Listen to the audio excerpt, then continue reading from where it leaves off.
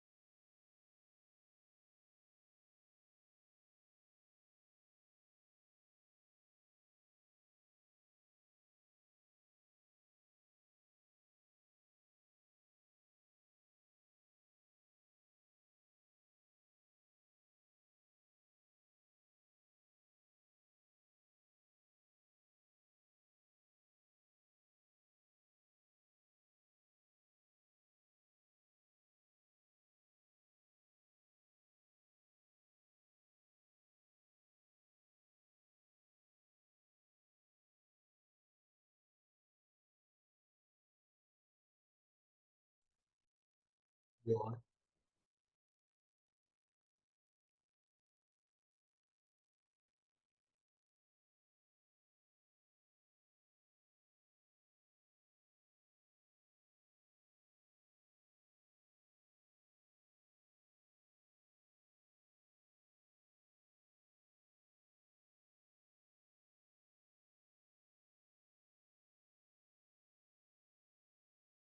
POI.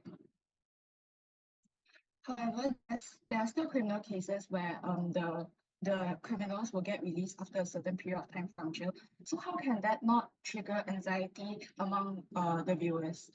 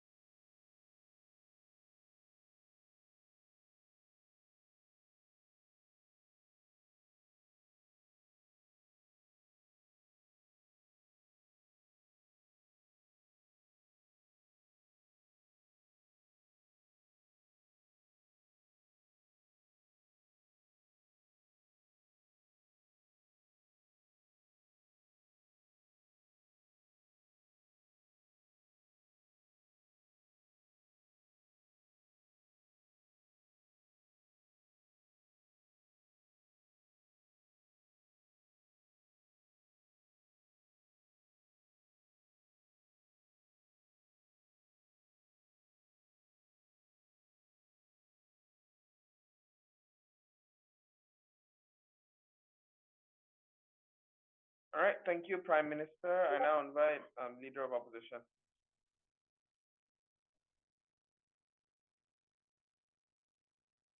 Thank you, Honorable Speaker. And 3, 2, 1, my time starts now. This case is about, and the PM has mainly argued about how we should focus on the awareness and how true crime podcasts and shows bring awareness. And this is what the debate is about.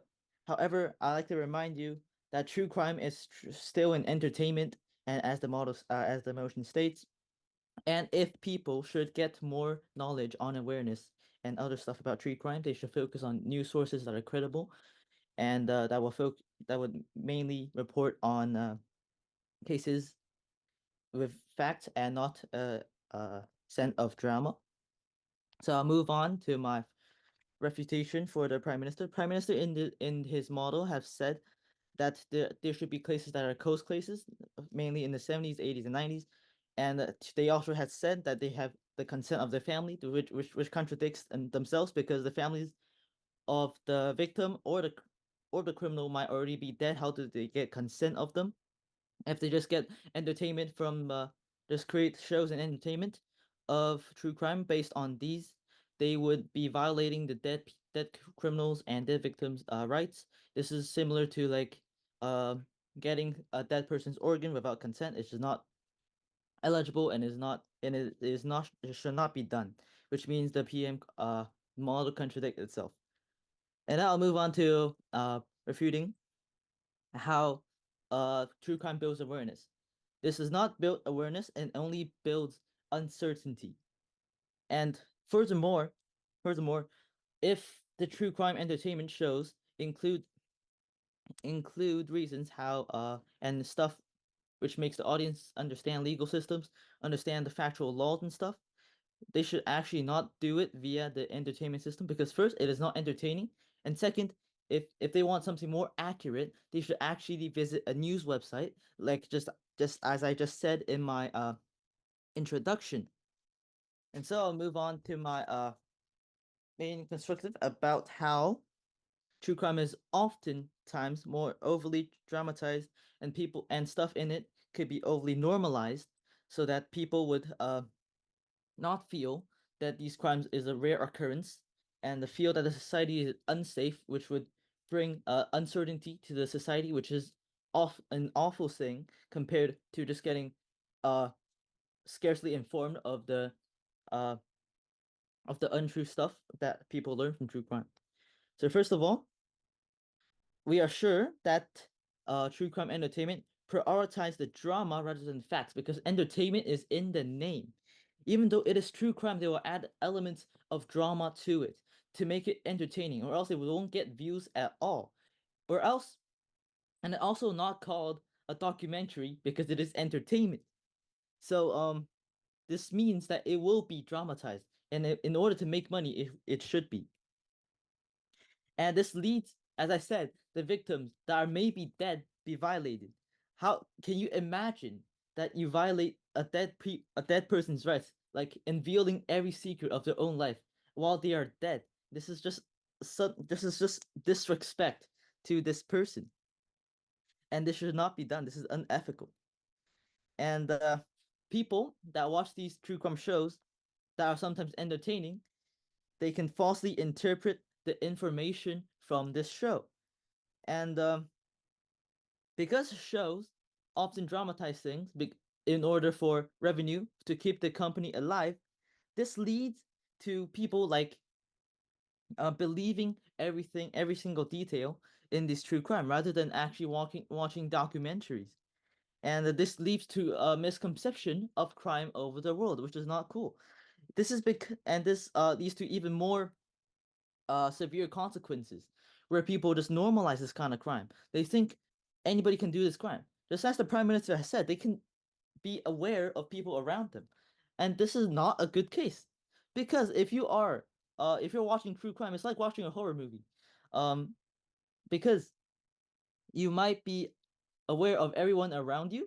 You're scared of them doing anything to you. You think anybody can hide their identities really well. If you really are into true crime, entertainment, you can get that kind of mindset and you cannot believe anybody. And not believing anybody will just lead you to isolate from society, which is, in the whole picture, it is really bad compared to just getting entertainment.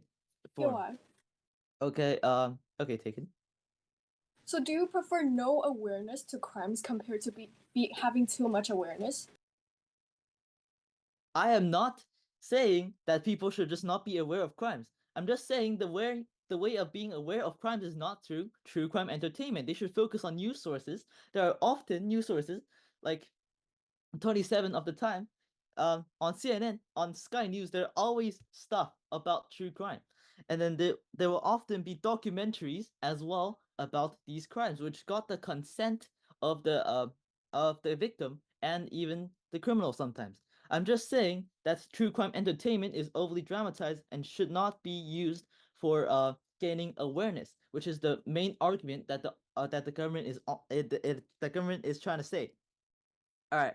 So, moving on, about the point of crime misconception, and this will make people think that murders are common, and that it happens all over them, and these kind of like intellectual crime that like happens over a lot of mind-blowing thinking. It happens all the time. It's not true. It leads to misconception, and it's actually not the case, because if you focus on news sources, there's often just random crimes around like shootings in schools and other stuff like terrorism. And if you focus on too much of these, you think every crime in society may be a hidden crime, and even that's the extreme case, of course. However, this is still a possibility that should be avoided. And now I've proven that true crime is all the times overly dramatized because for the sake of entertainment. And I've also proven that people can often misinterpret the crime stuff into like normal life, and this should not be done because this isolates them from society. And after all of that, I think we are proud to oppose. Thank you. All right, thank you. Opening opposition. I now invite opening government. All right, can I just have like 20 seconds? Hold on. I need to set up my camera. Hold on.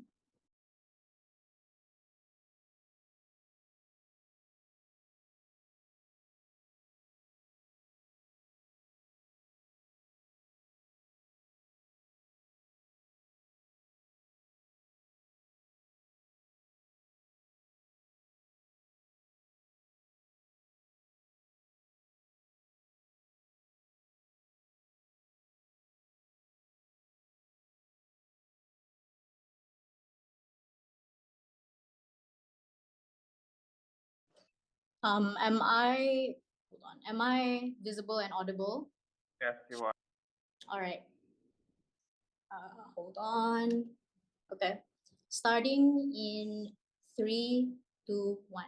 Panel, 3 things in this speech. 1 on rebuttals for whatever OO has come up and given us. 2nd, an extension on what Ryan has already given you. And 3rd, how OG is the only side that effectively mitigates whatever harm arises from these true crime contents and whatever has been pushed on by side hop, right? First, let's get into the rebuttals. So essentially, the 3 main claims brought up by side OO is essentially crimes will 1, be dramatized. 2nd, these crimes are going to be normalized. And 3, news and documentaries are the way to go for people to like indulge or learn about this content, right? Okay, panel, notice how all of these claims are contingent on the premise, actually 2 premises, that these platforms are inherently bad actors, and 2nd, that people or the general public don't possess the cognitive ability to discern that, hey, the thing that I'm watching is bad and I should not be following this. Insofar that I can break these 2 premises, all of the claims presented to you by OO cannot stand, right?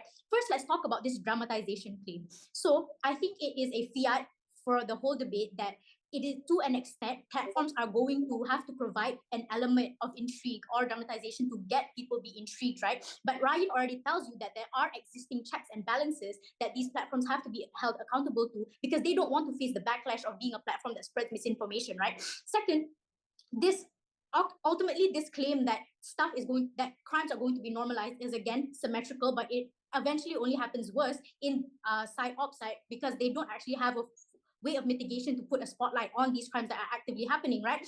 And finally, they don't even back this claim that news and documentaries are the best way. Again, no analysis or substantives given, and if anything, documentaries are a form of true crime content. So it is ultimately a wash coming from them, right? So because that is ultimately all of the claims that they provided to us, I guess the only thing left to do in my speech is to provide an extension on why exactly true crime plays such a prominent role that shouldn't be dismissed. And I'm going to be hashing everything that Ryan already told you that ultimately wasn't even rebutted by LO, right? So one, what do we tell you? We tell you already the net benefits that are only able to be attained on site OG, which is one, you are able to raise the amount of awareness, you are able to raise the amount of eyeballs towards a specific case, be it closed or be it unsolved, right? And the beneficiary impacts that come with this, which one, you are able to incentivize people, like more people, to be invested in like these very harrowing crimes, right? Thus, you're able to attain more justice on our side. Second, due to the inherent nature of these cases, which Ryan already tells you in our framing, right? Where most likely they were done in the past, right? They were not given sufficient media attention due to the limitations of the time. It's essentially crucial for this type of content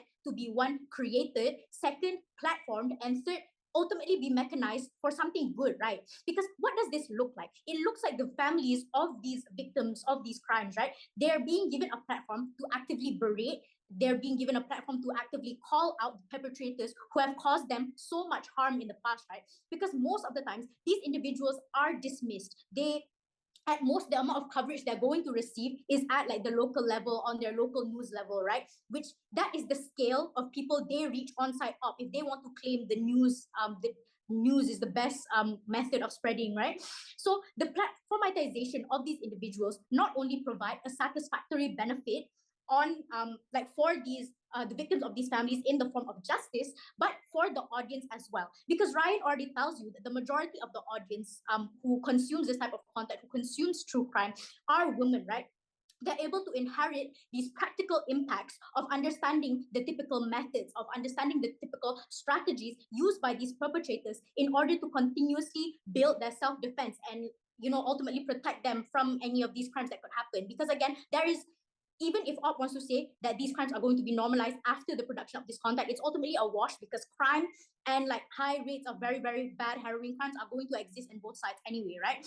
Finally, I want to touch on the harms brought up by side op, as well as any subsidiary harms that could come from the production of this type of content, right? One, you glamorize these murderers or rapists by giving them a platform. Second, the victim privacy for these families are no longer ensured. And three, how do you ensure that the content provided by these third-party individuals, let's say like YouTubers or like podcasters, without the involvement of these victims' family, is done in a respectful manner? Notice, panel, the only harm that was essentially brought up by OO is they say that you can't ensure the victim's consent or privacy because they're going to be dead, which is ultimately, again, we are not discussing the victims themselves, but rather the people impacted, the people surrounded them, aka i.e. their family, right? So again, panel, notice all of these harms I presented are symmetrical at best, and they actually happen worse on site op, but we tell you already how we mitigate them inside OG, right? Because there are already existing checks and balances that ensure the content is being done respectfully. If Netflix or Amazon or any wide-scale platform providers choose to platform these cases, they provide proper vetting, they provide proper research and proper analysis before being like presenting this content, right? And platforms have their own incentivizations as well. They need to provide an edge that will want to make people watch this content and stand out, right? So that is how you promote the competition, as said by Ryan previously. And second, on these third-party YouTubers and like Spotify podcasters who put out this content without the involvement of the actual family, right? Again, there are existing check and balances on platforms like YouTube, on platforms like Spotify, that ensure misinformation is something controlled and is something mitigated, right? And they can't, these platforms ultimately cannot afford to face the consequences of backlash for, they can't afford to face those consequences, right? And ultimately, side op does not provide, like there's going to be a higher guarantee of mitigation on their side. So ultimately, this claim goes to OG, right? So if anything, again, the harms are worse on their side, be it if the cases are closed or unsolved. you know, because ultimately these cases exist in the past, only on site OG do you provide the family of these victims more justice, more closure, and you actually give them the platform to voice out and berate against the individuals who have caused them substantive harm. With that, never prouder to propose. Thank you. Thank you, opening government. I now invite opening opposition.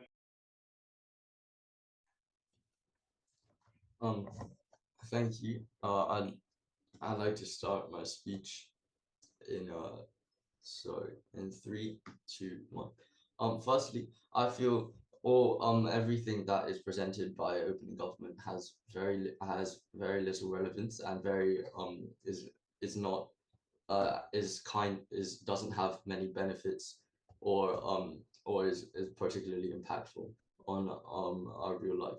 So firstly, they say that at the very start of their thing, they were like, oh, okay, so most of these crimes are going to be committed in the 70s or 80s or 90s, so a long time ago, and so we don't they're not gonna, you know, all the victims and all the criminals are going to be past that are being, it's going to be the time the criminals won't be at large anymore. However, and they then go on to say that these crimes provide more awareness and more, just more people knowing about them to avoid future crimes committed against them. However, I feel these have very little relevance at best because, you know, these crimes were committed in the 70s and 80s. So, you know, the ways these crimes will be committed, the situations will be very much different to how it play out in the modern world. And, you know, right now, you know, it's probably all going to be like more about online things, and therefore all the benefits of, you know, having more awareness raised about these people is pretty much negligible, because all the situations and all the crimes will be very, very much different, and therefore, you know, more awareness and more, which is one of their benefits, is not important at all. They also state that Prime Minister states that, okay, we're gonna get consent from the families.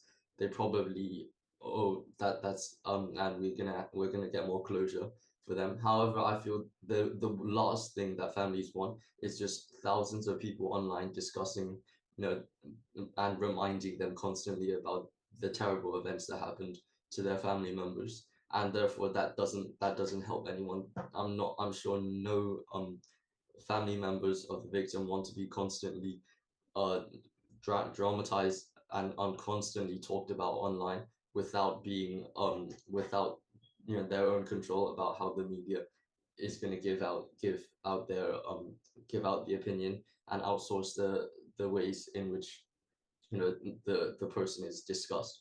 And, you know, the last thing anyone wants is, you know, thousands of people online just discussing them and reminding them of the events that they want to forget and kind of not want to be publicized.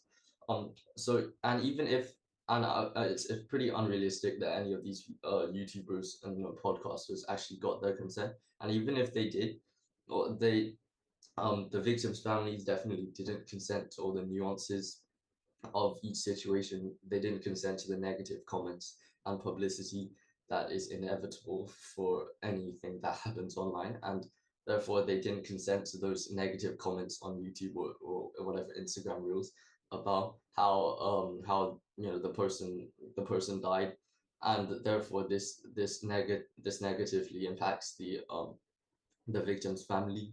And since they didn't consent, I'm not sure in principle this can be correct, and in principle this violates everyone's right to privacy and their own right to have closure.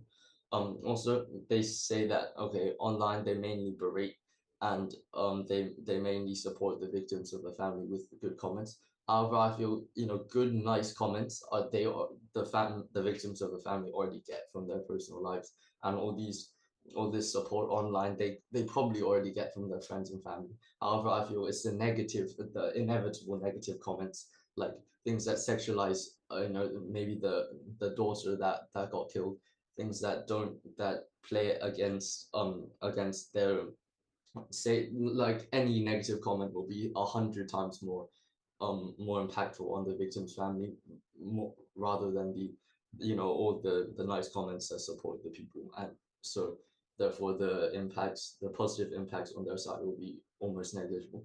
However, I feel that my case today, I feel that the main stakeholders of the of this of this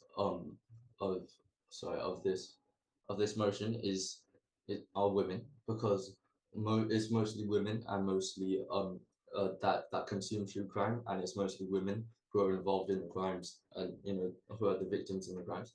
And therefore I feel this true crime, it has profound and resounding negative impacts on feminism and women in general. This is because this implicitly, almost implicitly, sexualizes and victimizes like all women, and casts a stereotype that, oh, it's women who get are involved in crimes, who get killed, and it's women, and it women who are the victims of sexual crime. POI. No, thank you.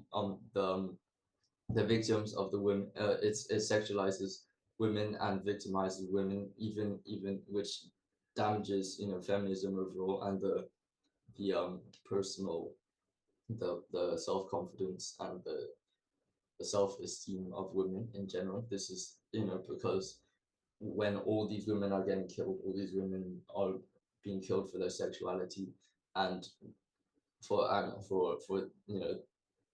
and it's mostly against women, and it's mostly women who watch it. I feel this has profoundly negative impacts on women, and especially since most of these examples are from the 70s and 80s, or the 90s.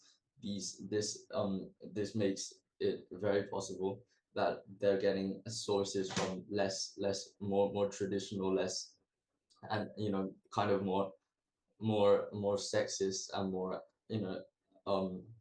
more misogynistic viewpoints, because these happened in the 70s and 80s and are being outsourced now. So they're therefore more misogynistic cases will profoundly impact women. And since they're the ones who are watching it, mostly they're the ones who are getting, and also they're the ones getting killed, I feel this will have almost no benefit to the women, because they're just watching other women die. And any comments, nice comments, any supportive comments they can give won't really benefit the families. And any unkind comments will profoundly impact the victims' families, and also women in general, because they're the ones who are getting killed and sexualized for that. Yeah, thanks. All right, thank you. Opening opposition. I now call closing government. Okay, let me set up my timer and stuff.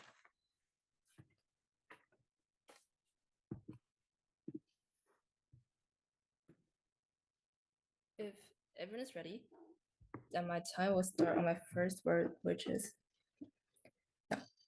Very unfortunately, people are creatures that seeks entertainment.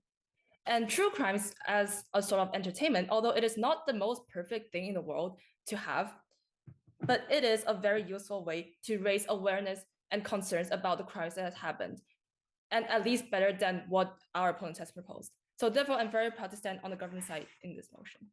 So 4 things I'm going to do in this debate. First, clear off some foundation and framing things. Second, provide my extension on how true crimes can actually assist the most vulnerable stakeholders in this debate. And last, thirdly, give a general refutation for what opening opposition had said. And lastly, tell you why CG wins over OG. So first, let's clear off some foundation things. So first, as the opening of first, the scope of the crimes that is used to make the true crime. So what we believe is that we agree with the opening government that this should be closed cases, which means that what the content of true crimes, the true crime works, and also the comments from the public will not affect the final result of the crime. However, we believe that it does not have to essentially be like highly in the past. Like 70s, 80s, 90s is just like a general analogy, which means that it is something that has already happened instead of happening right now. Secondly, about consent and ethics. So the thing is, even if it happens in the past, or even if the victim has died, we can still get consent from their families and things like that. So we believe that consent is not a problem, and we believe that when family consent to it, they realize that their story will be commented on, and if they still consent to it, they already realize it. They will realize the consequences, and there's no ethical problems.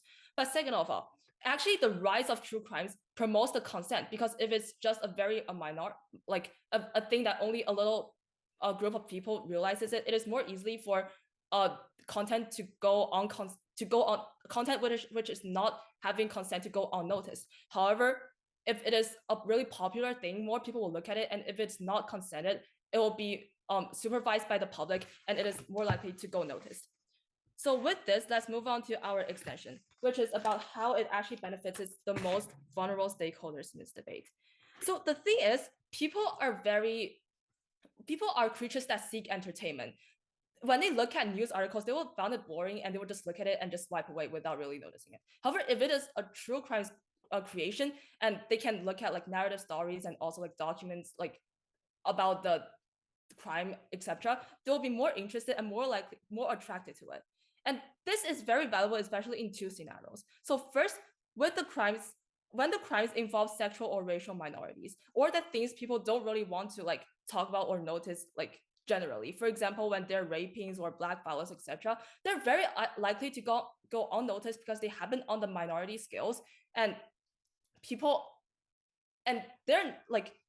simply does not really pay a lot of attention on these things, especially for like for women especially women or like girls who has been raped by other people. To be honest, not a lot of people really cares about these things because they think it is sort of like dirty or stuff about that. However, why true crimes creation can actually help? Because true crime, which is an entertainment, which gives an interesting narrative to this, and also he'll probably talk about like how the crime has happened, the process that crimes has happened, and how the criminal has lured the girl and like raped her, and these kind of things. People are more likely to be attracted by the story itself, even if it is something that they generally don't want to talk about.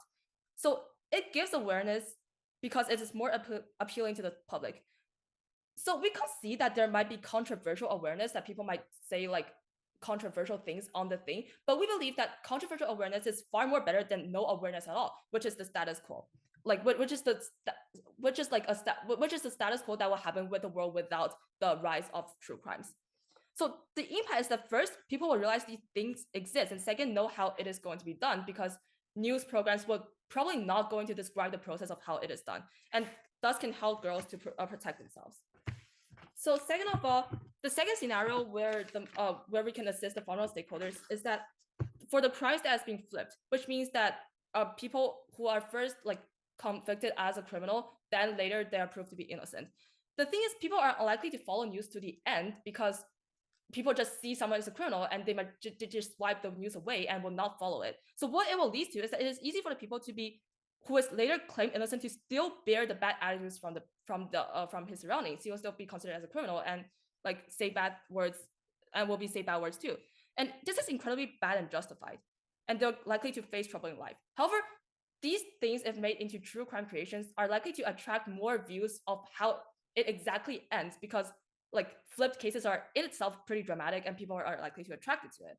And this can also make people to realize that they should not jump to conclusion and just look at things from like only one period of time. And they can assist them to like think twice when commenting on people in the future. So this is my extension. And now moving on to some general refutations to what the opening opposition has said. So first, what the O has said is that it'll be overly dramatized and generalized so that people will think that all the people around them are criminals and like things like that. However, this is first simply untrue, because a lot of people watch like criminal movies and like horror movies and things like that, and to be honest, very few will actually think that every person around them is a criminal. However, the thing is, even if they do, it is still better on our side, because what is a lot of in the status quo where there's like people don't look at true crimes, they're just simply don't realize how much crime there are in the world. So the thing is, a lot of people still don't know like people are going to rape girls and things like that.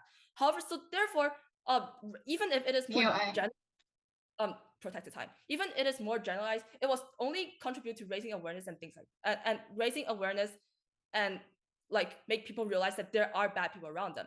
But secondly, they talk about how newses are going to be better. However, several things. First, people are simply unlikely to read news instead of looking at like true crimes creation. So what it will result in is that people just look at a news and swipe away and they will just not go unnoticed. But second of all, news are unlikely to describe the specific process of how crimes are made. However, true crime creations are likely to. So it is more valuable for true crimes to help them to realize how crimes are committed and help to protect them in the future. So lastly, why CG is better than OG? Because we not only look at the generalized benefits of the true crime creation, we actually notice it's on the specific scenarios where the most vulnerable stakeholders are hugely benefited from the true crime. And therefore, we're very proud to stand on the CG. Thank you.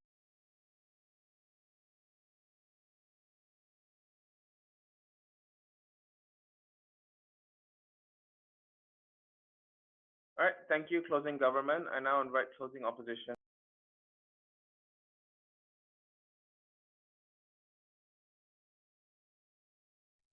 Hi, am I audible?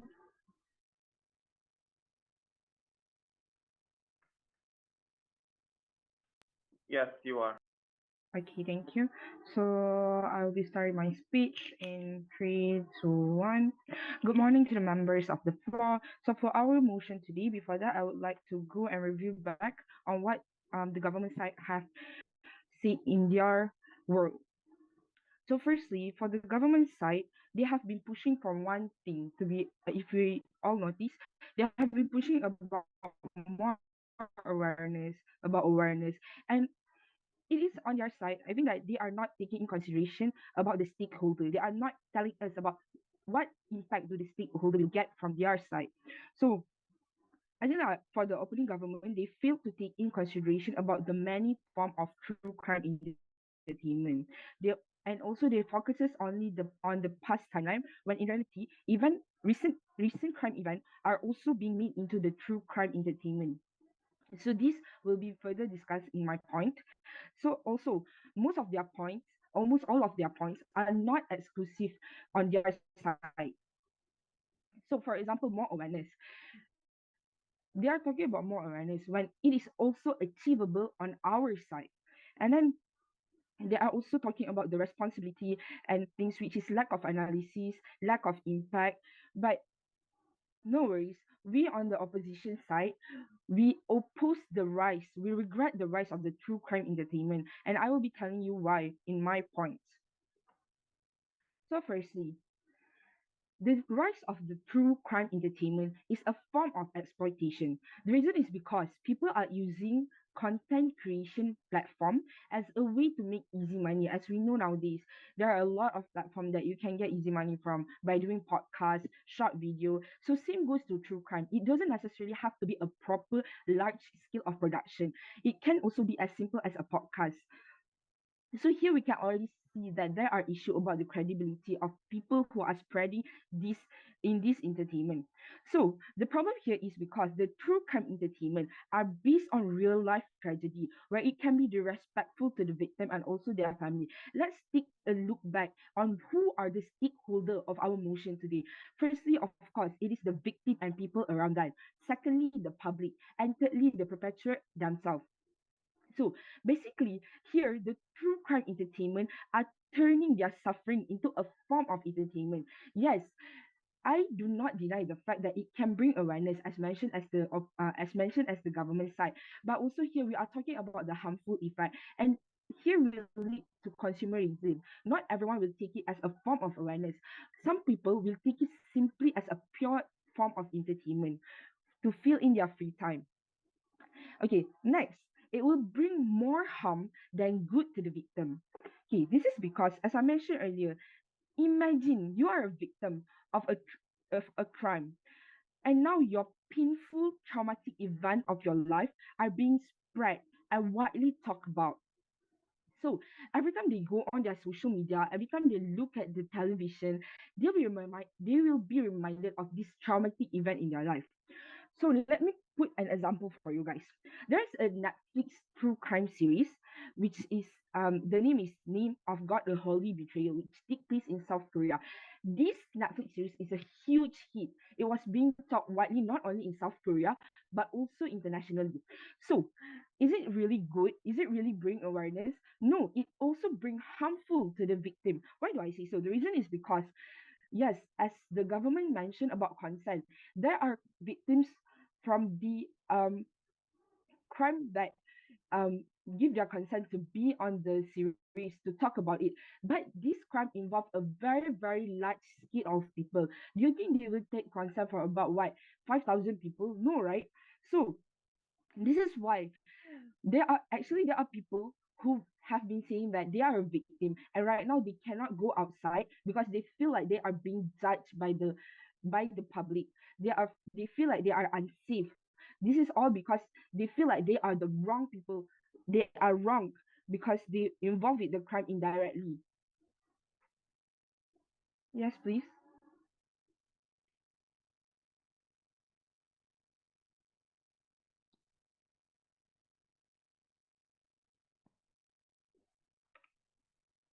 Okay, as I also mentioned, they sometimes they only take consent from certain people. And as I said in my example, this crime involves a lot of people. So it doesn't actually ensure that every one of them are getting the consent to be talked about. Okay, so I will move on to my next point.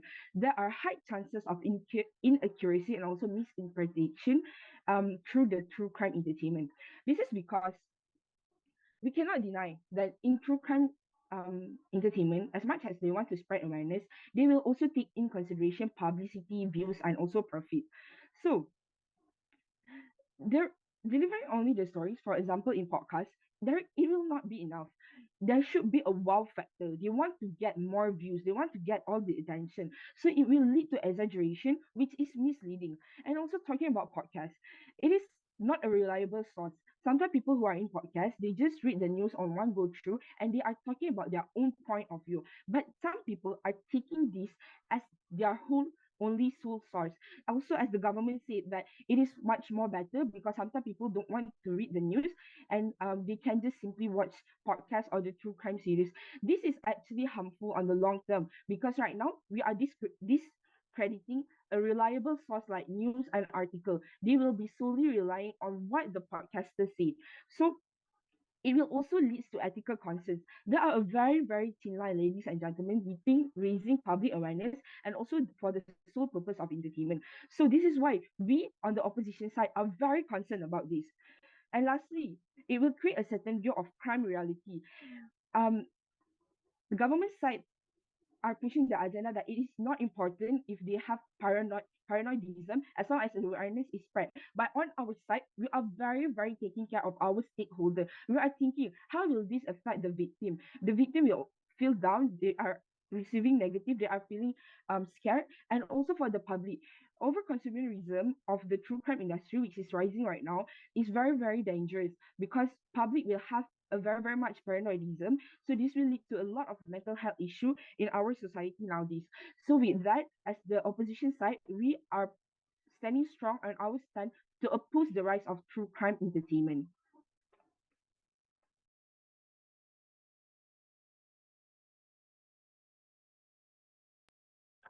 All right.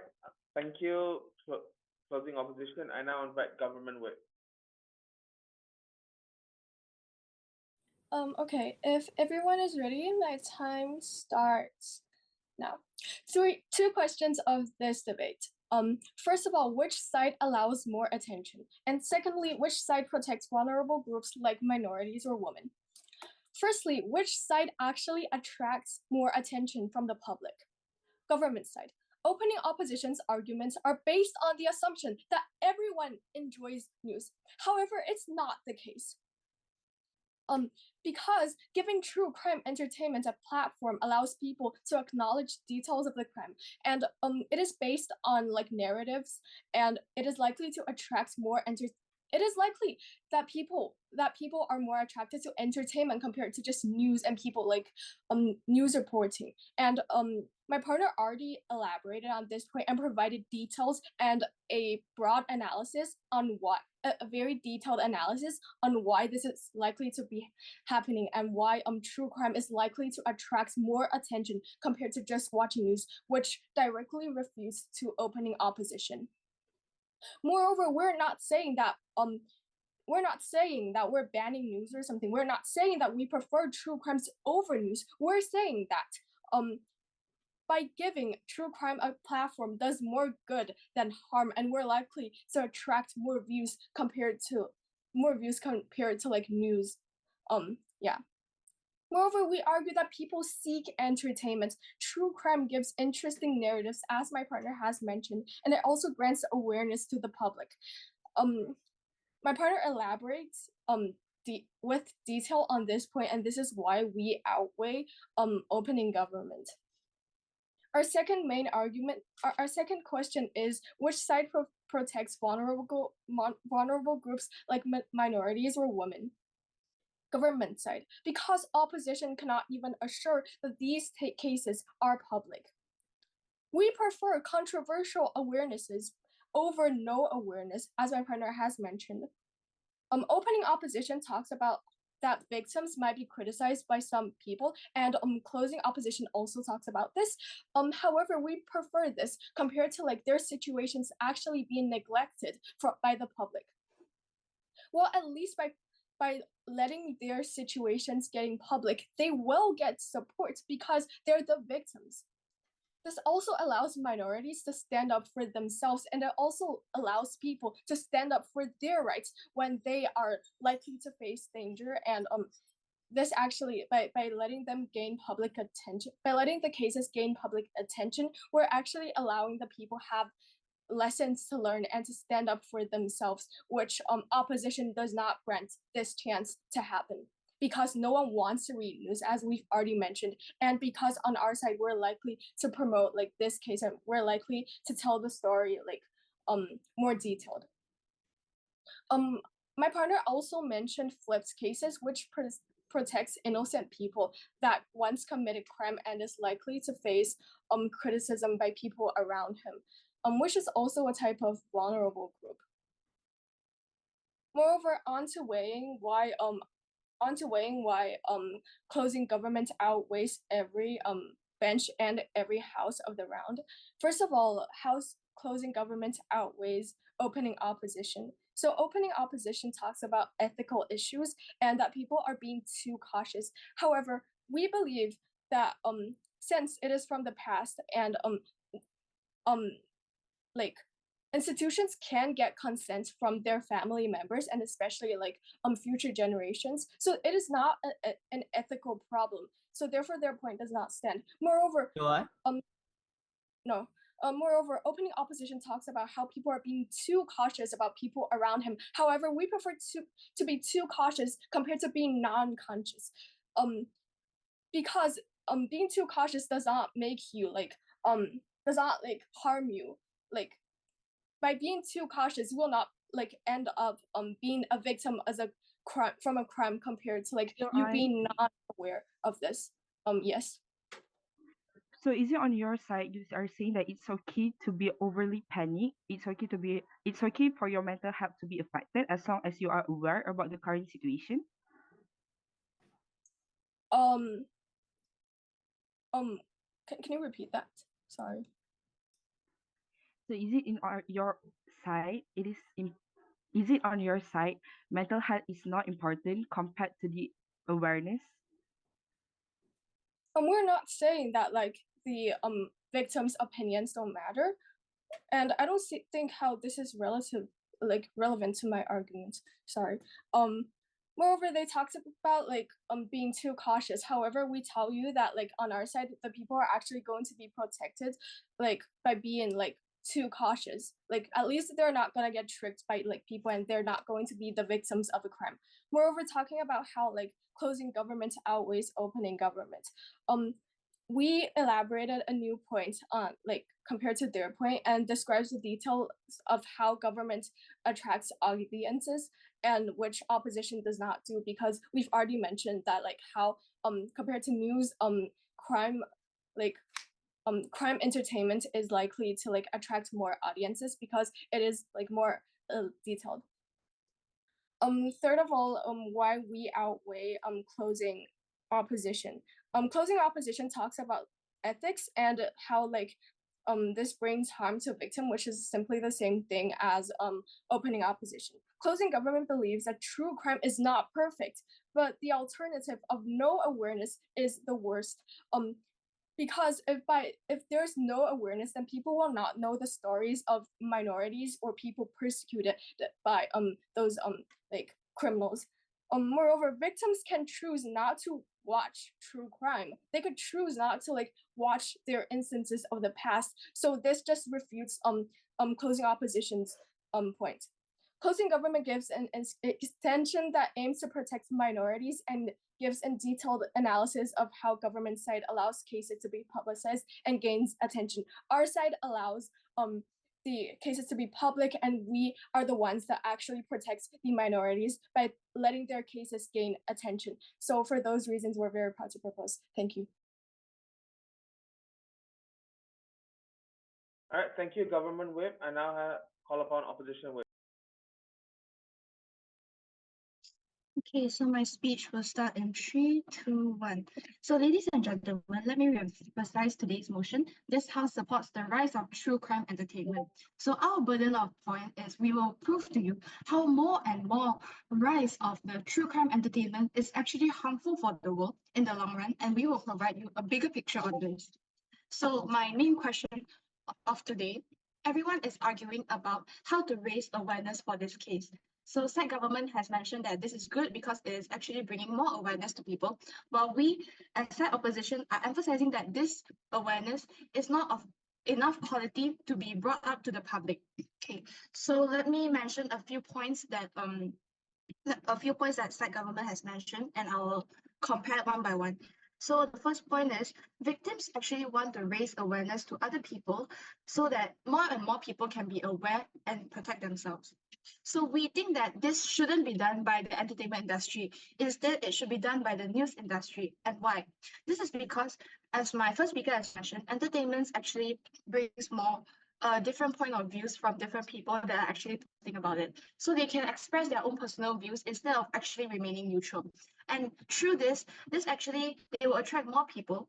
And if we actually continue to support the rise of this industry, more and more people will only turn to crime podcasters when they want to understand about different crimes. So just now, side government has mentioned that they did not ban news, so people can still access the news. However, if we continue to support the rise of this industry, in the future, in the long run, when people want to know about what is going on in this world, what crimes are happening, they will immediately refer to podcasters instead of news. They will completely neglect news because they will choose something that's more entertaining to watch instead of news. And this is what we are trying to prevent. We do not want people to solely rely on podcasters to actually understand what the world is going on. And we would like to emphasize on, yes, PR accepted.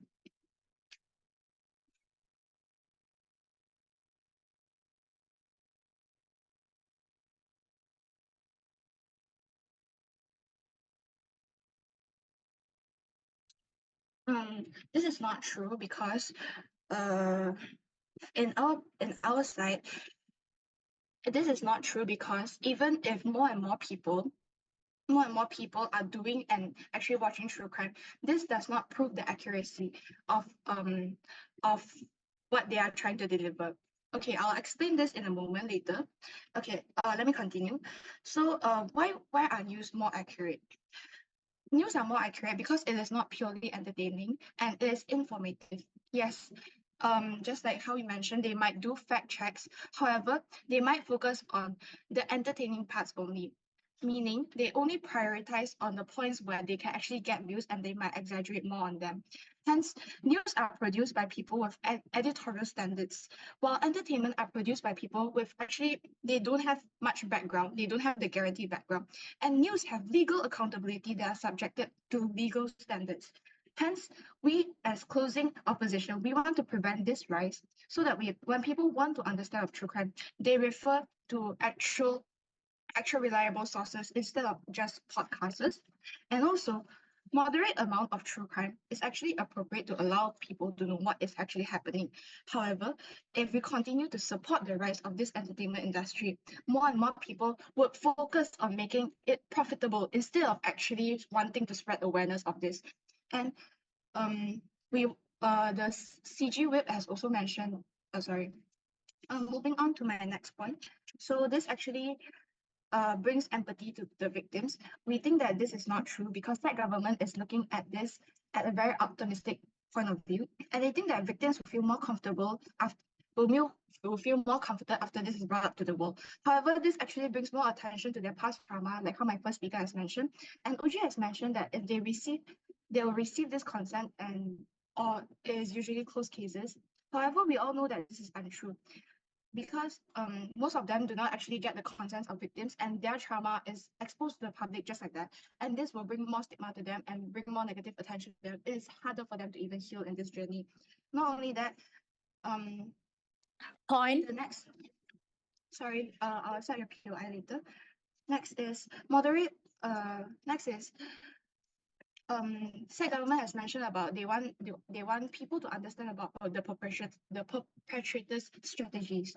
So this, we think that it should be actually learned through news or education, because education in self-defense can cover a wider range of skills instead of just the things that is brought up by entertainment industries. We think that through news, they can actually gain more knowledge about how to actually defend themselves. And not only that, government has also mentioned that this true crime cases should be supervised by the public. We think that this is not a good choice because news have strict editorial standards, like how I mentioned just now, and journalists must follow guidelines. When it is supervised by the public, misunderstandings are already spreaded at that point of view. So, for example, when this true crime is exposed to the public and it is actually wrong, when it is supervised by public and corrected by public, at that point, how many people are already misunderstanding this? You bring more harm than benefits to the people when it is supervised by public. So instead, we as an opposition, we are trying to prevent this from the root. We are trying to prevent this from the start. We want people to actually rely on credible sources instead of these podcasters, and we want to spread the awareness through these credible platforms. I'll take a POI. How do you guarantee that one sole provider of content has higher accuracy compared to multiple channels that can cross-check information with each other? Okay, this brings me back to my point I've just stated.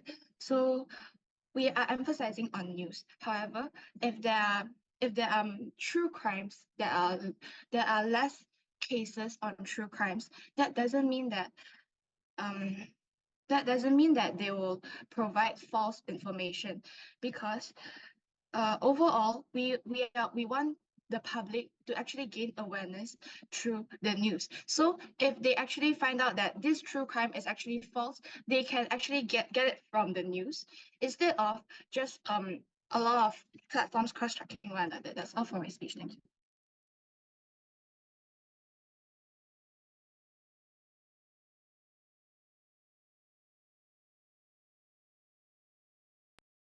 All right, thank you. Closing opposition. That concludes the debate. So all the debaters, could you please leave the room while me and the panel deliberate?